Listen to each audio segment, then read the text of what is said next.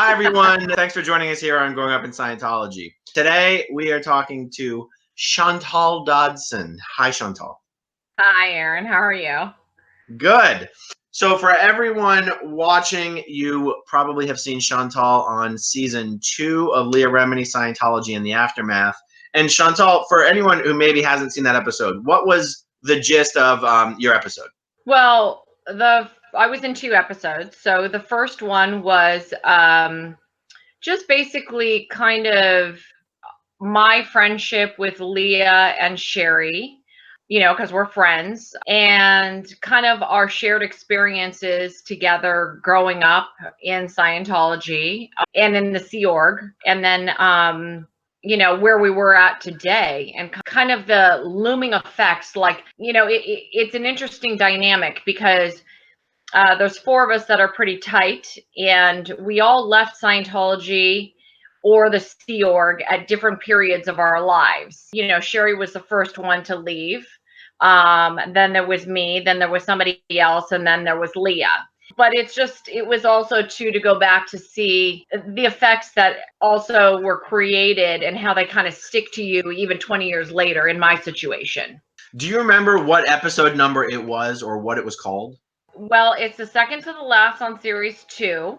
No, I'd have to look for it. Okay. But you mentioned 4 people. Yeah, sorry, the 4th person wasn't involved.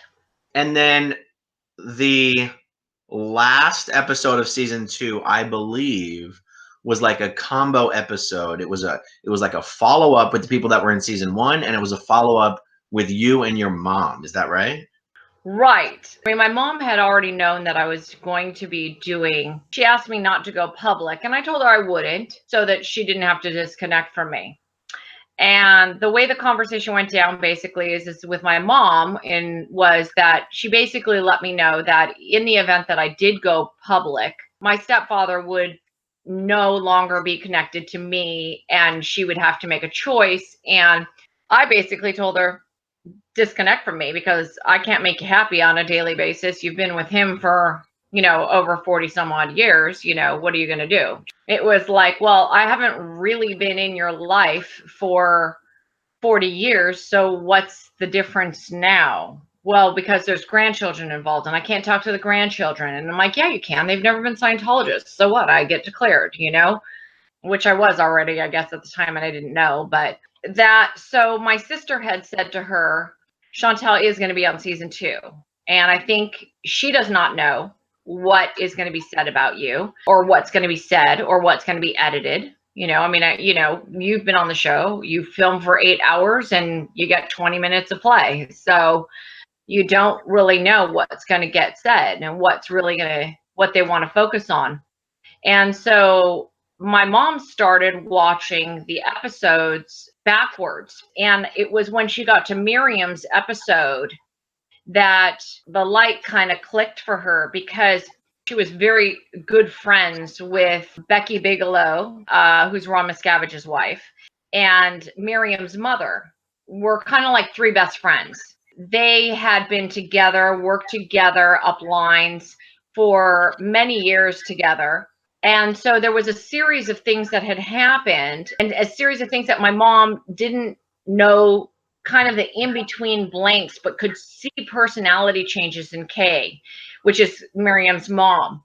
And when she saw Miriam's story, it filled in the blanks when Miriam said, my mom went down, lines and said that she was going to divorce her husband and this and that. But he was still in the Sea Org. He hadn't left the Sea Org for actually a couple years later. So he was still allowed in the Sea Org as long as he did conditions. And Kay went back up and was really, really upset. And my mom remembers that whole thing, but she couldn't tell her why. You have to understand, when you're in the Sea Org, and you've been in the Sea Org, and I spent a lot of my Scientology life in the Sea Org from the time I was 7 to 23, and there was a brief period of 2 years where I was out between 16 and 18. But then I rejoined when I was 18, and I stayed until I was 23. Where I was trying to go with that was, when you're in the Sea Org, you kind of have this adjusted thing where you're okay with not being told something, being told it was confidential, being told that, I really can't talk about it, or it was in session, or. And I think that's part of the way that they get around manipulating, where people don't have to talk about situations. And that was one of the things that my mom kind of bought into, was just that, okay, well, she can't talk about it. It's confidential. And then when she saw Miriam's story, it filled in these 4-year blanks for my mom. And my mom had the realization, like, oh shit. And she contacted me. I got this crazy text from my mother that basically said that she watched Miriam's episode and she wanted to do the show. I didn't know what to say, because we weren't necessarily on great terms. So I sent it to Mike and Leah, and I said, I don't even, and Sherry, of course. And I said, I just got this from my mom.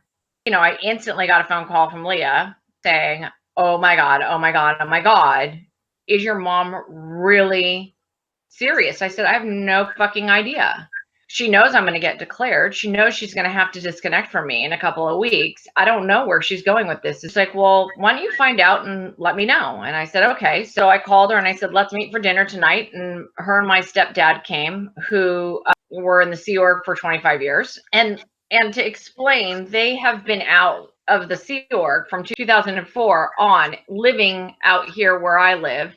But that doesn't mean that we've had the greatest relationship. It just means that we have a relationship. It's a little off balance. My husband, who I've been with for 18 years, was never a Scientologist and know nothing about it. And I kind of really wasn't 100% honest with him about exactly what had happened. And of course, when my parents showed up, I kind of let him know, hey, this is kind of the situation. By the time you and Claude got married, had he met your parents? He met my mom. I had not seen my stepfather for 7 years. He took an executive position up lines and was made to disconnect from us when my daughter was 6 months old. And he disconnected from my sister and I. And then the next time I saw him is when my mom asked to borrow my truck to go pick him up from the PAC base. Because they were leaving the Sea Org? Yeah, my mom had already left the Sea Org. And that's a story we should probably go back to, because it's a part of my issue with the Sea Org. I mean, I've got a lot of issues with the Sea Org, and wait, just to go back to answer your question. Yeah, Claude had met my mom one time for our son's 5th birthday. Was your mom at your wedding? She was, because Claude and I lived together, or were together, for 3 years before we got married. So technically, her and Richard were at my wedding. Yes. Just checking, because I mean, it's so common that Sea Org parents would not even be at their children's wedding. Richard was on the RPF. I mean, he would have never been able to get off the RPF. My mom would not have been able to attend the wedding. They literally showed up like 3 months before we got married. So, it was this kind of awkwardness situation that we just kind of skirted around until after I could explain. I mean, it was weird because they had never seen, they don't really watch TV. They'd never really used the internet or a computer. Every infomercial they saw, they were literally oh my God, did you know that if you eat Lucky Charms, they're magically delicious? You bought that? No. Let's go back one more second. You did not buy that. We would get packages on our door and we'd be like, how to get rich in 15 seconds. I'd be like, no, it's going back. But yeah, we were together and lived together for 3 years before that. So I got this text and we met for dinner. I told my sister about it. I don't even know how to explain. That dinner was weird. The 4 of us were sitting together. My stepfather couldn't stop crying. I mean, he was literally at that point in time the poster board for PTSD. And my mom was just trying to be so apologetic, but things were unraveling in their heads. And I started to get kind of overwhelmed. And I was like, okay, wait. We have to stop. And I don't know where you guys stand, but my episode's airing in 2 weeks and you have to make a decision and you have to figure out what you guys want to do. And my stepfather didn't really say anything other than just cry. And my mom, I think he was more concerned about losing my mother, but my mom was angry. And there was a little part about me, to be very honest, that at that point in time, it made me upset that, 20 years, your own children were telling you the same types of stories, but you never bought it. And now you're out. I was kind of like, I guess I'm confused. So there was a lot of emotions going on there. I said, do you want to do the show? And she said, no. And I said, okay. So I texted Leah and I said, she doesn't want to do the show. And that was on a Wednesday. Next morning, I get a text saying, I want to do the show. And I said, can I ask you why you want to do the show? I called her and I said, would you want to do the show? And she said, because I want to give other kids out there the hope that their parents will actually connect with them again. I said, okay, well, so does that mean that you're going to stay connected to me? And she's like, absolutely. We talked about it last night and we're giving up the church and we're going to stay connected to you. And I said, okay. I mean, I was so overwhelmed. I didn't know how to feel. And then I texted Leah and Mike and I said, she wants to do it. That was Thursday. By Saturday morning, we were filming. Let me tell you, that episode was really filmed in real time. There were so many tears, and there was between my mom and Mike knew each other extremely well. They spent 20 years up lines together. My stepdad and Mike and all the int execs were very close. So the minute my mom saw Mike, she just lost it. I mean, so did I when I saw him too. And people are like, why are you crying? Why did you cry when you saw Mike? And I'm like, you don't understand.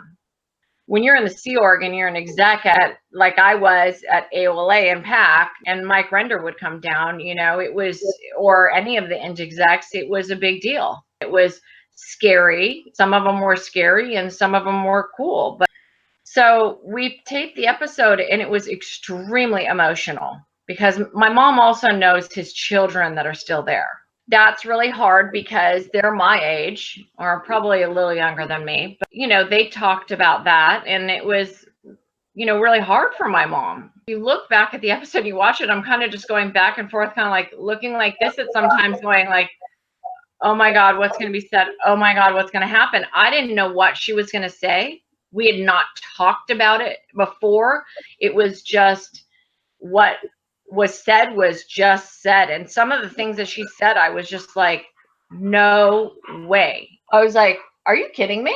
I've never heard her say anything like that before. And it's been a year and everything's good and stuff. We still have a lot of work to do because it was like 30 years of damage done. What do you think it was about Miriam's episode? And this was the one with Miriam Francis and Sina Kamula. And they had both been molested while growing up in Scientology. But your mom mentioned Miriam specifically as far as what got her to kind of like sort of instantly wake up after 30, 40 years. What was it about that episode that just flipped a switch for your mom? My mom, Miriam's mom, and Becky were best friends. Becky and my mom were told lies of what was going on with Miriam's mom and Miriam's family. And when Miriam gave the dates of what was said and when she was molested, she realized that the church had covered it up. So there was the cover up as well as Miriam's story itself. I wonder, I'm just personally speculating, which part of this perhaps impacted your mom the most? The fact that she's finding out that one of her friend's kids was molested and she never knew about it, or the fact that her best friend withheld this from her for all these years? There's a couple conversations to be had there, but one, there's no such thing as actual friends in the Sea Org if you keep those kind of people from your friends. That's exactly what I was going to say, is that there is no such thing as a best friend in the Sea Org. You know, it just happened to be that they worked together for years in marketing. It wasn't that Miriam's mom covered it up. My mom would have done the same thing. We all would have done the same thing at a certain point. I mean, and to be very honest, as the LRH column of AOLA, I did cover up a lot of pedophilia and molestation that I knew that had occurred. But it has to be handled within the church, you know, or rape or infidelities or as long as it was handled within ethics and it was signed off by your CS, then it was fine. You know what I mean? You could move onward and forward. A lot of times it took a lot of money to do that, and people were willing to basically be blackmailed to a certain degree. But when you're in the Sea Org, you don't have money to do that. So your commitment to the church is what makes it palatable. And so you have to lie. I mean, we've all done it as Sea Org members. You have to lie to a certain extent to make it okay. And so I don't think that was surprising for my mom at all. I don't know what lies my mom. I mean, my mom still to this day sometimes has lies, and I'm like, you're lying. Like, you got to get off the Sea Org boat. Like, hello, you're still lying, you know? And she can't, I mean, it's true. We just had the conversation yesterday about it, you know? But if your own kid can't tell you, I mean, unfortunately, sometimes feel like I've become the parent and she's the child, but that's a different story. But I think it was that the church, what she was there for and who she was working for and thinking what she was doing was for the greatest good, and how many people were involved in covering it up to such a deep level. Because I know it ran real deep. Okay, I'll tell you, there's the rule now that you can't be married to somebody who is on different bases. At the time, Miriam's mother was on the INT base and her husband was down at the PAC base. I think that was the first time that what was told to them is there was going to be a new rule that you can't be married to somebody that's on the same base, which was part of the cover up of, well, you're going to divorce your husband because he's molesting your daughter. And it was like the first time I heard, like, huh? Can't be married to the same person on the same different bases. It was when I was there, you could, and then you'd see each other maybe once a month. Right.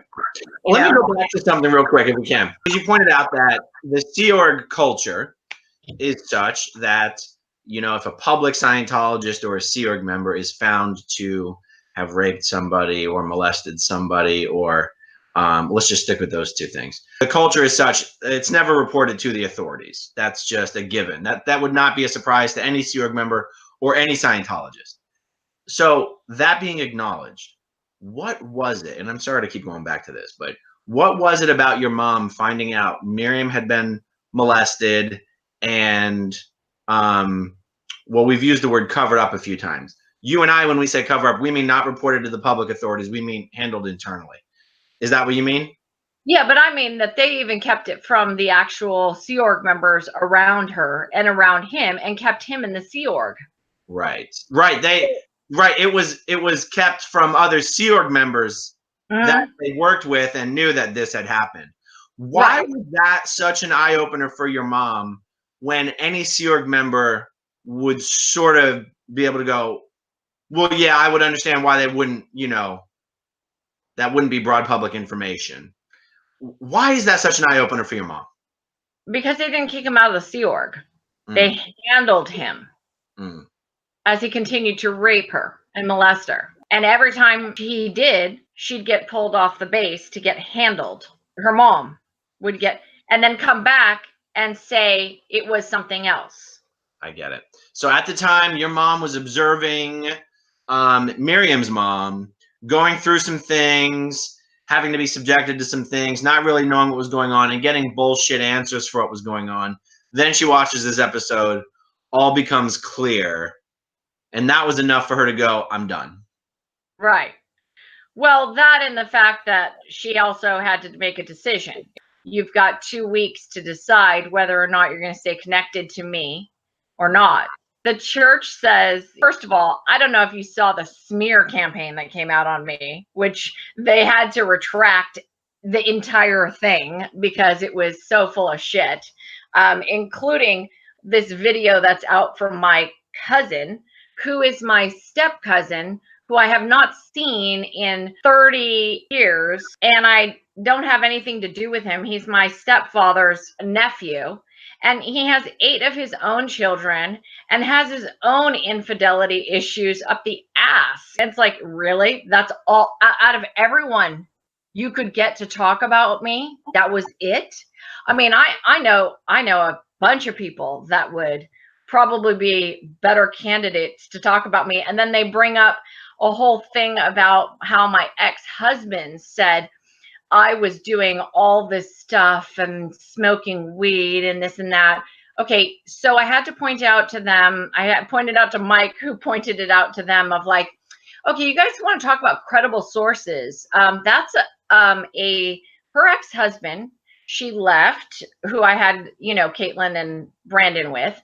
I left after Brandon was born, is not only a felon, a registered felon, he's also a registered sex offender, is not allowed to have any type of contact with my children whatsoever.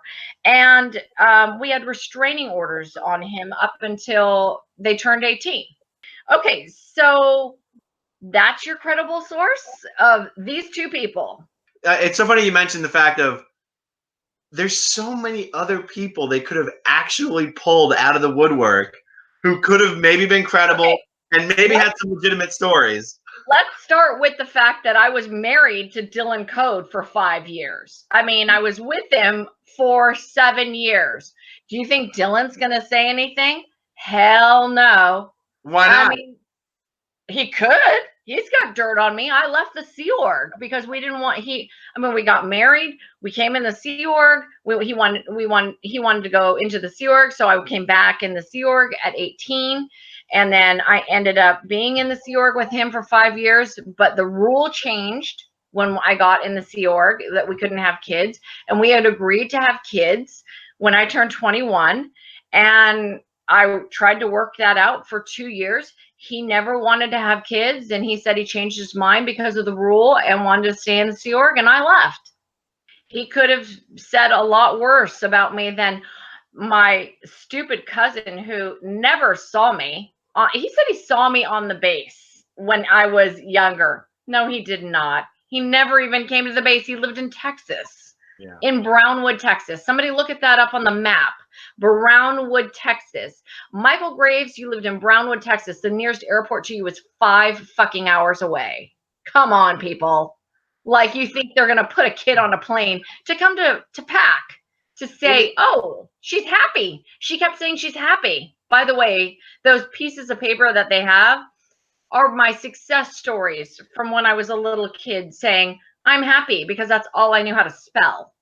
Isn't it funny that they do bring out these people who are unqualified to make these accusations or claims against you, but they don't use the people who could have been? I mean, I'm mentioning this because they did the same thing with me. I mean, I was in the Sea Org in Los Angeles for 4 years. There was plenty of people who I worked with closely who could have told all sorts of stories of me being a giant asshole. And yet they used people who barely worked with me. Dylan would have probably been the only credible source, but he probably is. And the only thing he could probably say is that, he could say that I blew. I did. I blew the Sea Org. I left, and then I was on a security watch. But then, of course, I was a good enough person to still work with Bill Dendu and Janet Eyre to make sure that Sea Org Day was pulled off, right? I mean, because that's what I did every year. I was part of that committee. So I was like, is this for real? This is really, really what's happening as I'm getting sex checked every day. Like, really? Okay, whatever. I'll go along with it. It's better than scrubbing pans. It took me like 7 months to route out of the Sea Org, and I did it properly. I mean, they just weren't going to let me go. I mean, it was like, and I had already so much FPRD style sex checking because I had already had it on every dynamic because I was permanently posted as the LRH Calm AOLA in PAC. You know, the reason why they didn't pull out the creditable people is that they've got worse histories than I do, to be very honest. Right. So how do we get on this train of discussion? Okay, we were talking about the episode, your mom's reaction. What was it about Miriam's thing? Oh, and then the hate website, and then to take the stuff down off your website. Well, I should say that I should also tell you that I was smart enough to buy all of the domain names that had any attachment to me or my business before I filmed. Nice. So I own 50 domain names that all have to do with anything of anything that could be anything. So that's the reason I don't have a hate website against me. It's just on the general one, which they ended up having to take down those quotes anyway. So remind me, what was it a few days ago that made you decide you wanted to do some sort of a public discussion? Wasn't it some question that you saw in the supporters of Leah Remini Facebook group? Yeah. So I think I saw this like discussion of like, you know, like this discussion about what is a freeloader's debt and why would somebody have a freeloader's debt and how does that work? And it was like, it went off into this beaten path of other questions, and there were credible people that I knew that were answering it and stuff like that. And I thought to myself, wow, I really don't think anybody really understands really what the Sea Org is really like. Like, they were like, why did they sign a billion-year contract? And I'm like, it's a metaphor. It's a metaphor for the fact that we believe in, you're signing every single lifetime away to the church, saying that you're dedicated that much. But I don't know that people understand, like, you know, our schedule, the lack of sleep, the meal schedules, the quote, you go to 2.5 hours a day study. Aaron, you're tech trained, so it might be a little bit different. And I did a lot of auditing and training because I was because I had to. It was like, we don't care if you've had 4 hours of sleep. You're getting in there and you're going to do, you're going to do it. So we did probably a lot of training, but how many Sea Org members do you really know do 2.5 hours of study a day? No, it's rare. I mean, you're supposed to. They very rarely do it. Right. But you're also supposed to, go to bed at 10:30, and you're not supposed to do all-nighters, and you're not supposed to be on rice and beans for 4 weeks in a row. And if you eat anything else, you're then downgraded to condition. You're also not, you're also supposed to get liberty every other week. You're supposed to get a 3-week leave once a year. No one does that. Yeah. Who does that? This is where these conversations get really interesting, because Scientology is set up in a way where how it's supposed to be has never been how it is. And yet someone can say, if they want to, oh, that was your experience, but it shouldn't have been that way. It's never supposed to be that way, but it still always is and always was, even when LRH was around. All these things, oh, the Sea Orgs, the policies say things are supposed to be one way, but then there's a subset of the policies that overrides all the other policies and explain why it's never really that way. Right. There's always one. That's one thing that people don't understand in Scientology, and especially in the Sea Org. So when you're in Scientology, there's a level of bulletins. There's the technical bulletins, and then there's the admin bulletins. Then there's, the blue ones, which are called the executive directors. So then when you join the Sea Org, you find out that there's another layer of things that are in writing that L. Ron Hubbard wrote, which are called flag orders. And then it goes deeper, and then it keeps getting deeper. And then there's something called OODs, which are the orders of the day. Now, none of this is allowed to be shown to regular public Scientologists.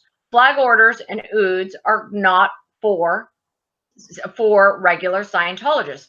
They are for only people who are in the Sea Org, and it's sometimes different levels of the Sea Org. And there are things that are not allowed to be taken out of, say, certain courtrooms or certain bases, and because of the confidentiality of it.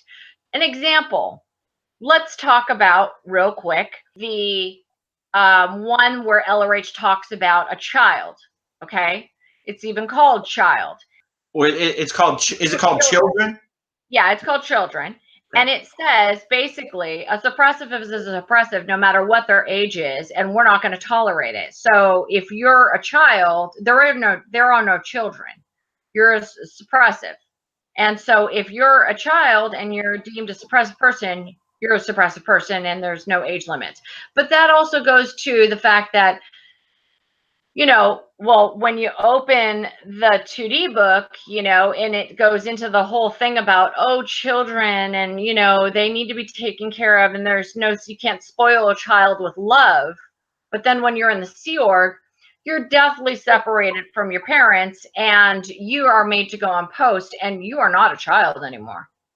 So there's always something that contradicts another thing, especially in the Sea Org. So that was where there was always a battle as a Sea Org member, and then being an executive, okay, you'd have a scenario where you would say, well, okay, we need to get this policy going on, and we need to get this. Hi, my husband just walked in. We have to get this policy implemented in a group, okay, or on. He's waving back at you. Hi, Claude. Hi, Claude. So we'd have to implement this policy, and then to give everybody else the idea of exactly what my position was that I was the representative. I was the actual L. Ron Hubbard representative for the Advanced Organization of Los Angeles, which was that delivered up to OT5.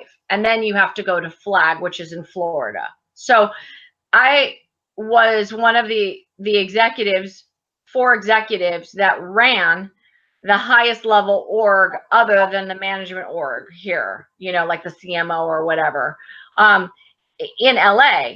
So we were responsible for the majority of the income. That was a huge issue we got pushed about.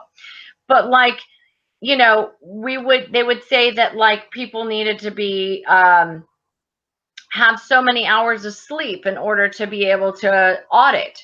But then we do all night white gloves, you know, and I'd send the tech staff home and I would get in trouble for it. Or you know, I'd go to try to implement a certain policy and say, well, you know, this is what we're going to do because this is what management has sent that we're going to do. So everyone needs to read and star rate this and make sure you have no misunderstandings. And we'd all be there for fucking an hour. And this is like an organization of 150 people. We're not talking about 5 people. We're talking about 150 people. And then you'd have someone to come up to you and go, but this flag order right here written by L. Ron Hubbard says that we're supposed to do this. And I'm going to give you a very good example of a very bad situation that happened. This was my demise of the Sea Org. I have the demise of the Sea Org, Chantal, and I have the demise of the Scientology, Chantal, which happened 5 years later after I left. After LRH died, there was a flag order about family time. He felt it very strongly about the fact that if you are on the same base, even if you don't live together, you have an hour before dinner time and then your dinner time with your children. Now, whether people did it or not, I don't know. Like, not many people did it, but there were people that were allowed to do it. And Katie Heusen, who was beneath me at the time, I was her senior, had decided to go and query this because LRH made it so, and she had children and she wanted to see her children. You know, they didn't live in the same space as her. She was querying the fact that DM had canceled family time. When the whole thing came down about the no more children in the Sea Org and stuff like that, they're going to a ranch and all that kind of stuff. In that was also the fact that there was going to be no more family time. And she said, there's no way that DM can override something LRH said. But she knew where Mary Sue lived, which was in Los Feliz at the time. And she went and visited Mary Sue and asked Mary Sue what she thought about it. Now, she knew Mary Sue from before.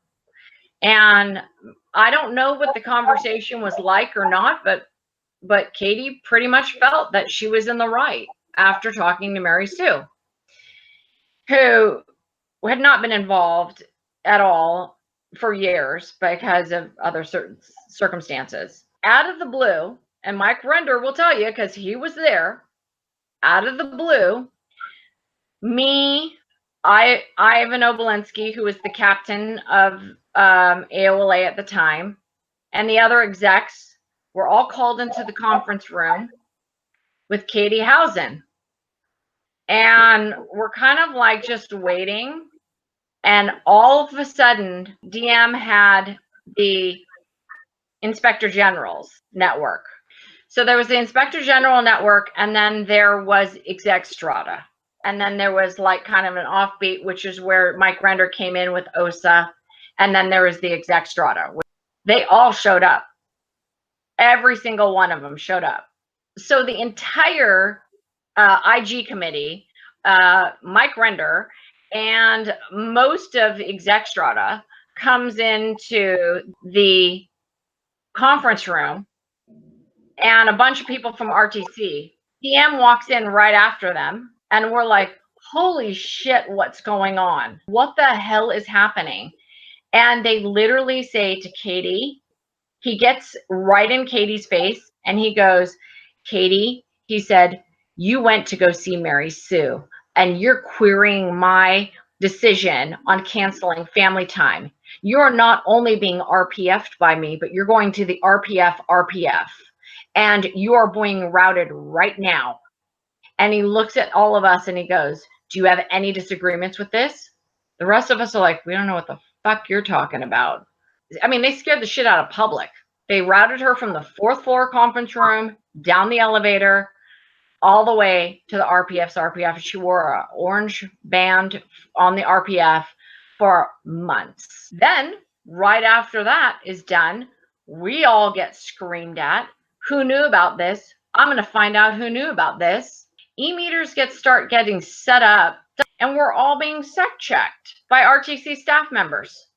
And we're like, what is happening? What happened? I was so freaked out. And I had a really, really good relationship with EDN, Guillaume Lazur. And he's the one that actually convinced me to take the post of the LRH Calm. And so he kind of was a little bit like my protector at the time. And so he held back when everyone kind of like it started to peter out and everyone started to leave and stuff like that. And he kind of just pulled me aside, and I just was so scared, and I just started just crying, and he just grabbed me and put me in his chest, and he was like, it's gonna be okay. It's okay. And I'm like, how did I not know? I feel responsible that I didn't know that she did this. And he's like, you know, she was being watched. You know, Mary Sue was being watched. And so they saw Katie show up there, and then they asked Mary Sue what happened. And that's what happened. But that's what happens. That's what happens when you queried DM. And if you question him. So the fact that Leah got a slap on the wrist because she asked where Shelly was, you know, or not, I can't say slap on the wrist. She was in ethics for a long time. She sure was. But I mean, man, I don't even know where these people are anymore. I don't even know where these people that were like, there were int execs that were good people, and I don't know where they are.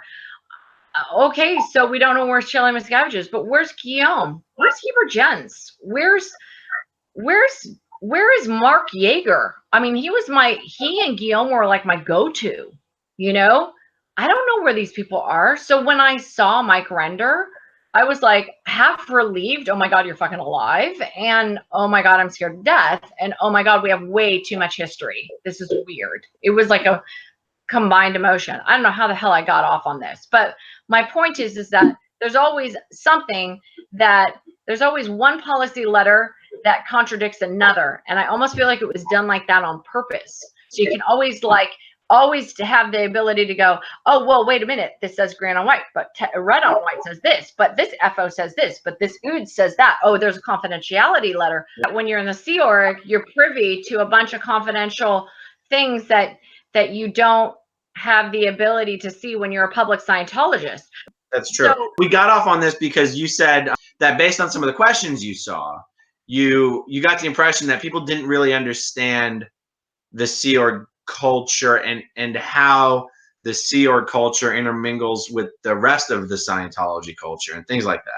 Well, I think it was more like, I still think that this is something that should be investigated today. I understand that there are no children in the Sea Org now, but even adults should not be treated like the way they are in the Sea Org. Up day and night, made to work, 12-hour, 14, 15-hour days. Your meal times are only at certain times. If you miss it, fuck off. It's like you're not allowed in the galley.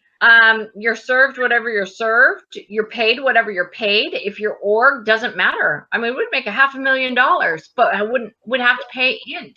So we wouldn't be able to pay our staff.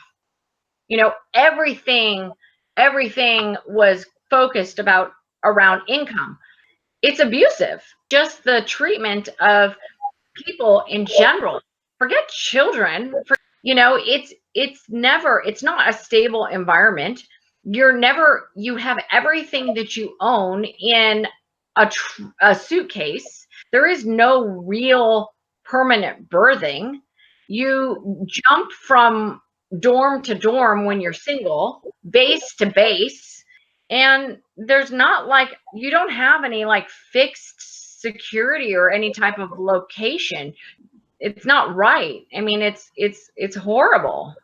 There's still this very poor treatment of Sea Org members in general, and in particular, specifically seniors. And I saw a video posted on Facebook just a couple days ago. There's a local woman who protests outside of Flag and hands out the Aftermath Foundation cards outside of Flag. And she took video of a Sea Org member, this probably a 65-year-old foreign woman, like an Eastern European woman, 65 years old.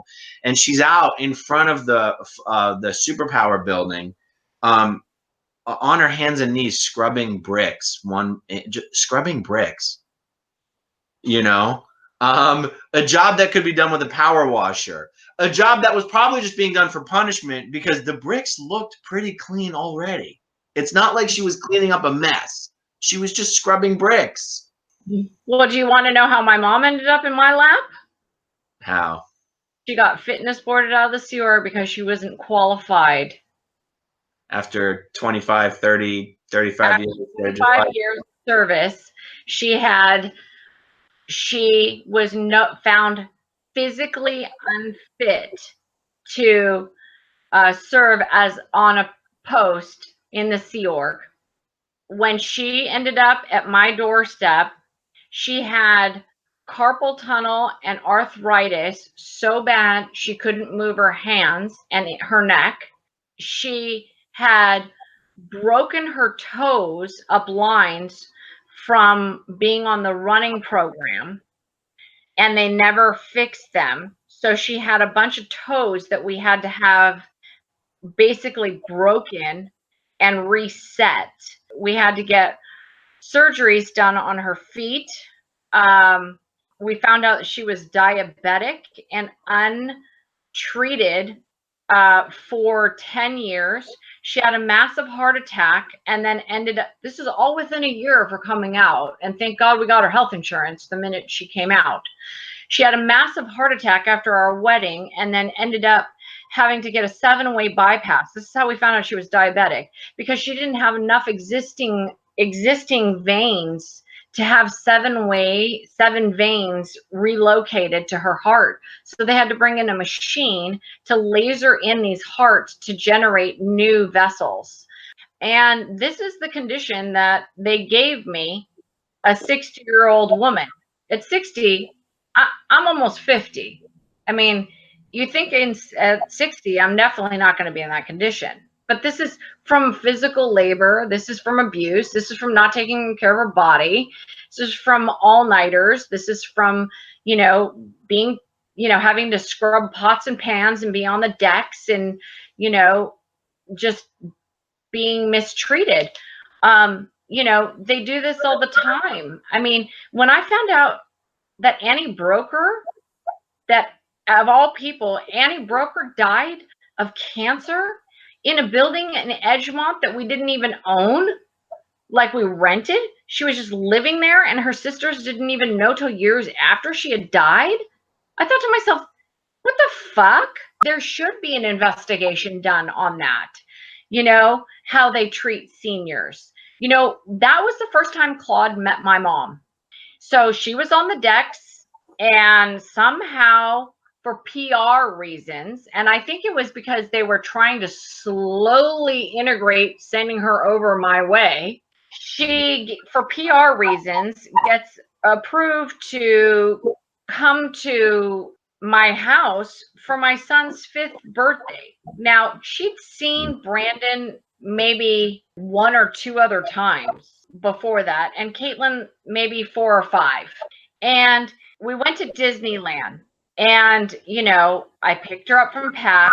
I picked her up from the parking lot. She gets in the car, and we talk on the way home, because it's our only time for us to be able to talk about everything Claude's not going to understand. And how are we going to handle exactly where we say she was and where she's. I'm still lying. I was still lying. I was out or not been a Scientologist for years. And I'm still covering up fucking lies for my mom.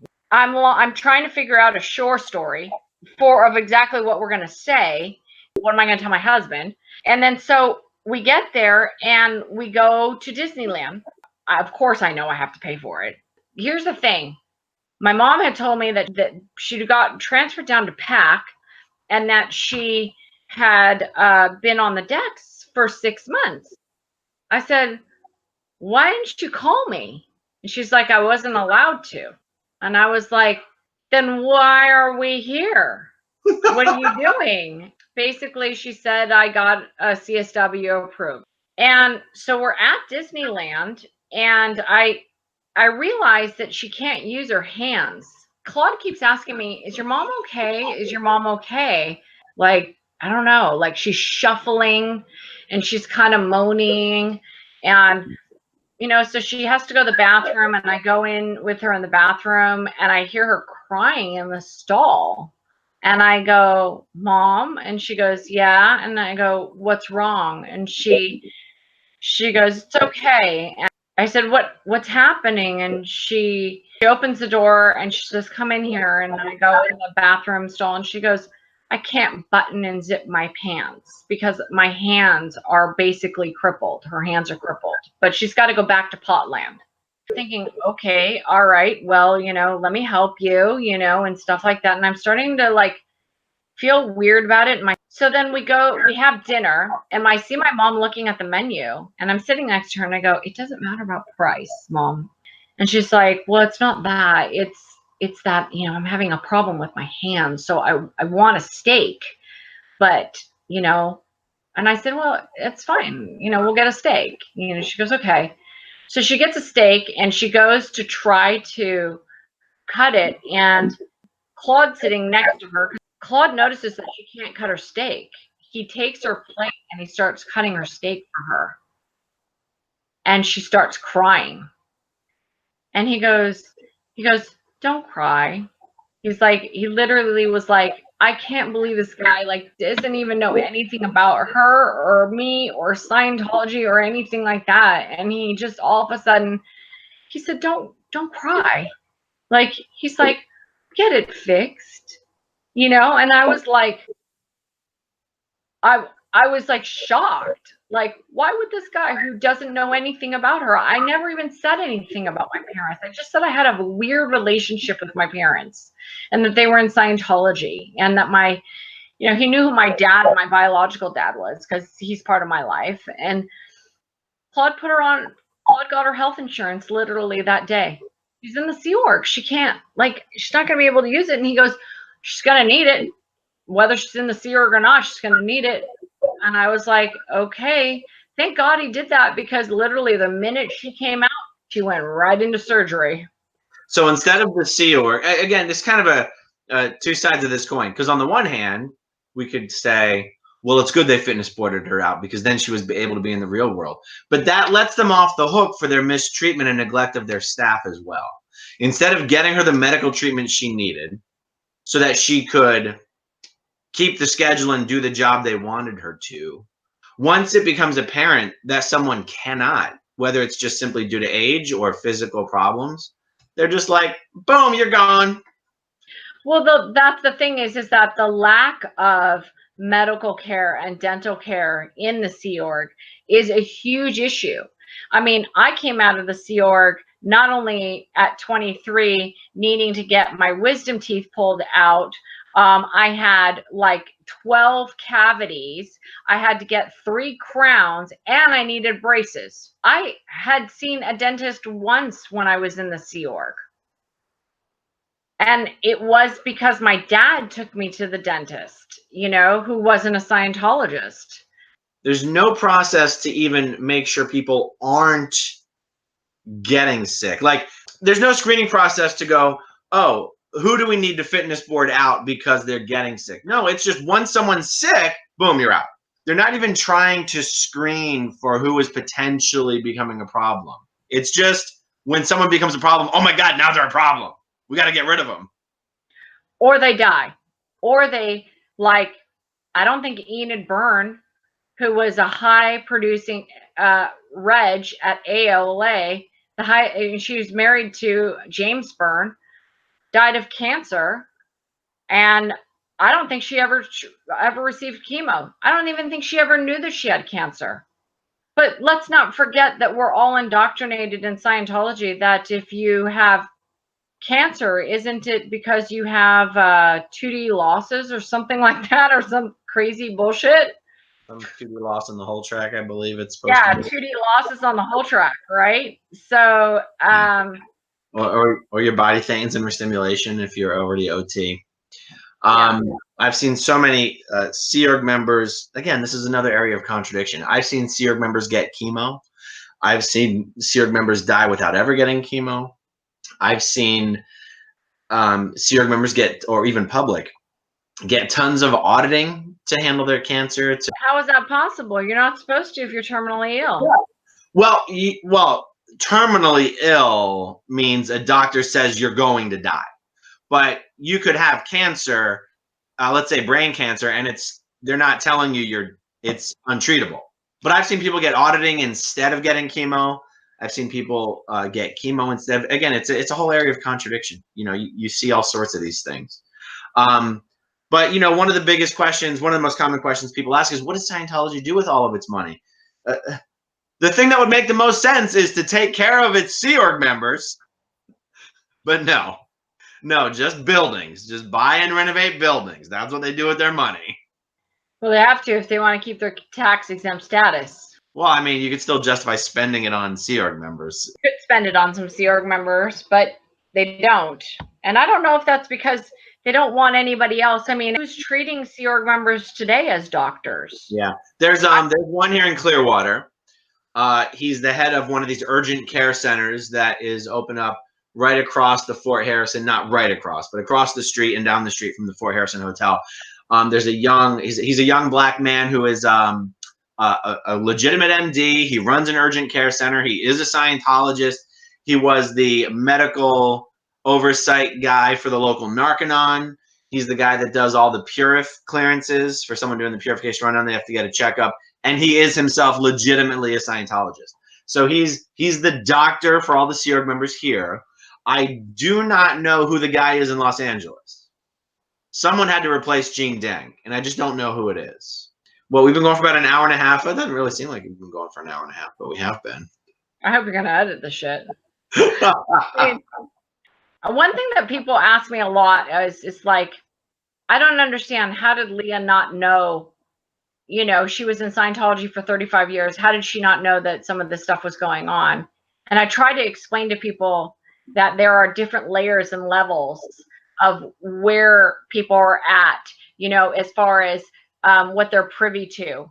You know what I mean? There's the public Scientologist versus the staff member versus the Sea Org member versus the, I'm going down, but it's really supposed to be going up.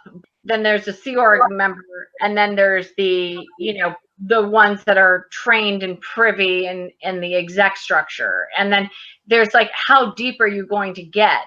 Well, in Leah's situation, and even talking to her personally, even though she was only in the Sea Org for a year as a child, she wouldn't have known a lot of this stuff because we were trained to not show her that. I mean, celebrities have handlers. We are told as staff that they're already coming, and it better be this, and this, and this. Yeah. And just to follow on with what you're saying, when you do have a celebrity, and Leah went from being a public Scientologist to being someone who was in the Sea Org for a short amount of time to being a legitimate celebrity, and they treated her as such as soon as she became one. The Sea Org members who are assigned to work with the celebrity, whether it's your core supervisor, your auditor, your ethics officer, your whatever, you are only ever assigned the Sea Org members who are known to be, what's the word that I want to use? They have to be on their best behavior. They have to be, why is this word escaping me? If a Sea Org member is struggling on their post and unhappy, they are taken off of celebrity line. You are only ever given the happiest Sea Org members. It's a very specific thing. This is more, this is specifically true at the Celebrity Center and for celebrities, even more true than just rich Scientologists. You have to be specifically qualified and cleared. You have to usually be good looking, well groomed, and very happy. Yeah. To be allowed on celebrity lines as a Sea Org member. And that is what contributes to a lot of these Sea Org a lot of these celebrities just very easily poo-pooing some of these stories that they hear because it can sound like sour grapes. It doesn't always match up with the celebrities' experiences. All the Sea Org members they always see seem very happy. And you're like, yeah, that's why they're the Sea Org members you see. Well, it was an interesting thing because, I had a conversation with my dad the other day, who's not a Scientologist. And, I was telling him about some of the things that I was kind of struggling about still with my mom. And my dad, who shouldn't be compassionate towards my mother whatsoever, and is not the most emotionally, he's a little bit not the most emotional guy when it comes down to it. He's a pretty strict French man who, is very matter of fact. And so I'm kind of telling him, hey, so I'm having these, I'm struggling with some stuff about my past and some of this, and some of it has to do with him having to, things that my mom has said about him or whatever. And my dad says, honey, you need to stop and take a break and realize that you have no control over her. You have no control over either one of them because they're brainwashed and they're going to be brainwashed for the rest of their lives. I mean, she's 72 years old and she just came out of Scientology. So do you think between now and by the time, like in the next 10 years, anything's going to change? You can't take 50 years from somebody and go, lights on, lights off. And that is even something that I struggle with today. I haven't been an active Scientologist in 20 years. And, I still have a problem sometimes differentiating what is real and what is I still hold as indoctrinated as Scientology. I have to sit there for a moment sometimes going, is this emotion a real emotion, or is this an emotion because I'm not supposed to be sympathetic because sympathy is too close to death on the tone scale? Or something stupid like that. You know, or do I feel a certain way because towards somebody because this is a real emotion, or is this something that because if I was a Sea Org member, this is how it would be. Right. I didn't think that we were talking about all this, actually, to be very honest. I thought we were going to go in a completely different direction. It goes where it goes. Why don't we do this? Why don't we take some time to scratch out some specific notes for next time and say, this is a topic I'd like to discuss. This is a topic I'd like to discuss. And then even if we bounce around a little bit, we can at least know that these are the things we want to come back to. Okay. Sounds good. Yeah, because otherwise it's so easy to go everywhere, and these conversations always go everywhere. And it's why Nathan and I have done 15 hours of any interview, because no matter what we decide to talk about, we always end up talking about other stuff anyway. Yeah, I can see how that happens. I guess we lived in this world for so long, we assume that this is the way it is, but that's what I'm thinking is, oh my God. The fluffy boy. Oh my God. Here, say his name, see if he'll look at the screen. Goliath.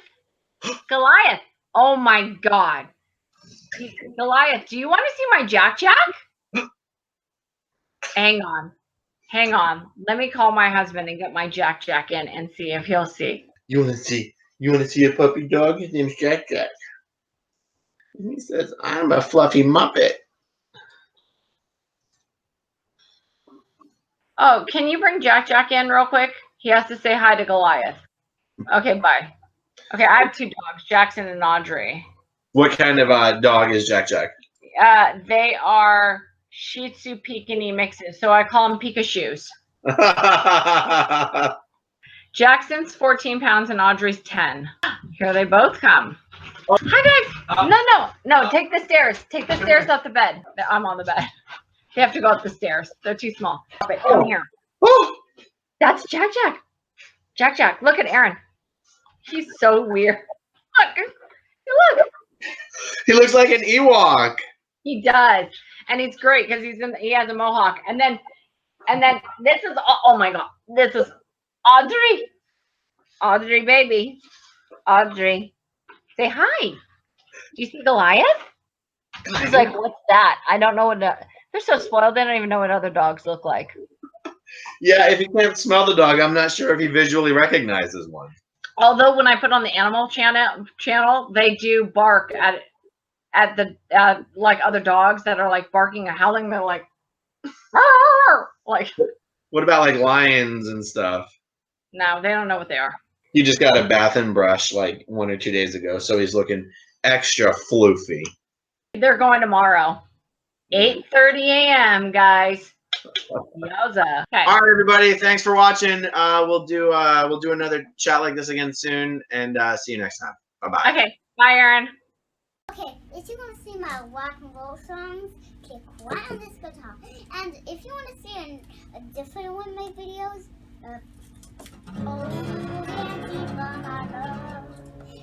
then you could click right inside here. If you have subscribed or not, subscribe right here. Bye.